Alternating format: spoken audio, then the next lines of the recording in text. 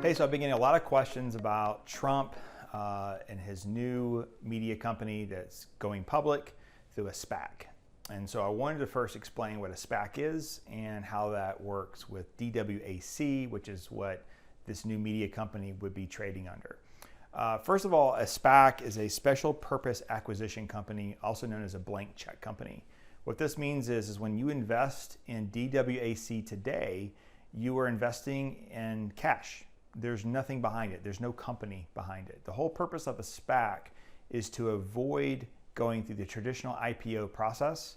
So you would create this company with a manager. The manager in this case, his name is Patrick Orlando.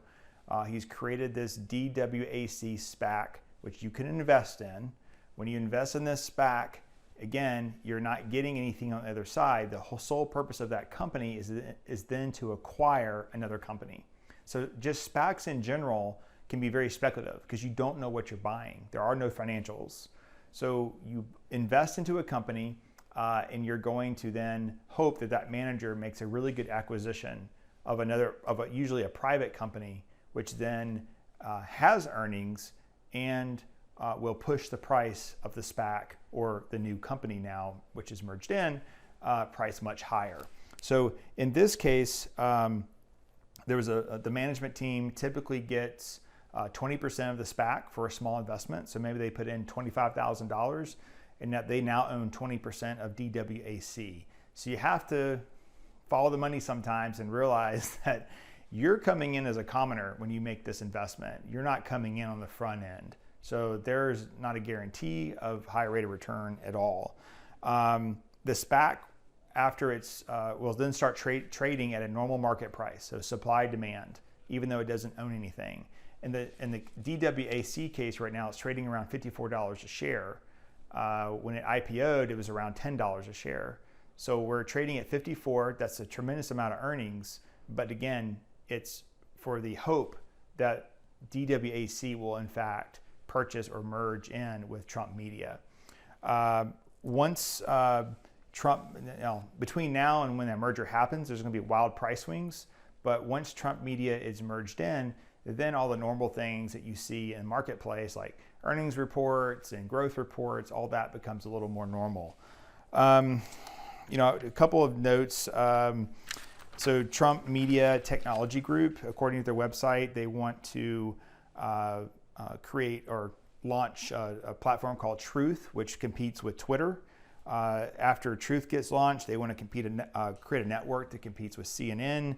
Then they want to compete with a network like Disney Plus for streaming videos, and then eventually compete with Amazon for their web services.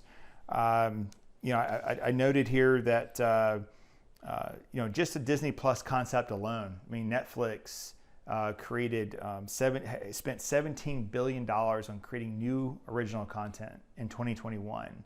And Trump Media, through the SPAC, DWAC has raised $300 million. So $300 million sounds like a lot. It's probably maybe a decent start, but that may not be enough money to actually complete what they're trying to do. So in this case, we have to separate politics from investing. So when you look at this, it's probably going to make Trump a lot of money, at least initially, maybe more so than his net worth right now, potentially. But as an investor, you have to be very cautious. You're the last one to the table. So usually the last one to the table doesn't get any food, right? So in this case, you're at high risk of investing in DWAC that doesn't own anything, merging in with a company that's really become a meme stock, is how I see it. And you think about GameStop during COVID and how it got pushed up in price for really no reason other than a bunch of people band together to buy the stock. That's sort of what is happening here from what I see with DWAC. So just be careful with your investments. If you have a play account and you want to dabble in something like this, okay, that's fine. But I don't know this is a place for retirement money, especially if the SPAC doesn't go through, which you could argue that there's probably a lot of Trump enemies out there that would like to see that happen. So if a merger doesn't actually happen, or if Trump Media never really gets off the ground, your investment is going to be worth zero. So be careful. Focus on the large, long-term healthy asset classes like the S&P 500, low-cost index funds.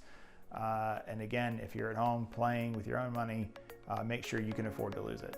Thanks for watching.